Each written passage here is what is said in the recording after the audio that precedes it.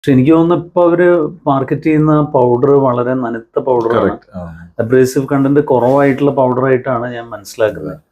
അപ്പൊ തീർച്ചയായിട്ടും ആക്ടിവേറ്റഡ് ചാർക്കോളിന് വളരെ പ്രധാനപ്പെട്ട ഒരു റോൾ ഉണ്ട്. മാത്രമല്ല ഈ സ്മെൽ അബ്സോർബ് ചെയ്യാനുള്ള കപ്പാസിറ്റി ഉണ്ട് ഈ ചാർക്കോൾ, അബ്സോർബ് ചെയ്യാനുള്ള കപ്പാസിറ്റി ഉണ്ട്. ഓക്കെ. അപ്പം ഇതൊക്കെയാണ്. പിന്നെ ഒരു പ്രധാനപ്പെട്ട കാര്യം വാട്ടർ പിക്ക് എന്ന് പറഞ്ഞിട്ടുള്ള വാട്ടർ ജെറ്റ് ഉപയോഗിച്ചുള്ള ക്ലീനിങ്. അത് ഇപ്പൊ പുതുതായിട്ട് വന്നിട്ടുള്ള ഒരു ഉപകരണമാണത്. അതായത് വാട്ടർ പിക്ക് എന്നുള്ള പേരിലാണ് അവർ അത് ആദ്യം മാർക്കറ്റ് ചെയ്യപ്പെട്ടിരുന്നത്. അത് വാട്ടർ പിക്ക് കമ്പനി ഫോം ചെയ്ത ഒരു ഇൻസ്ട്രുമെന്റ് ആണത്, ഒരു എക്വിപ്മെന്റ്.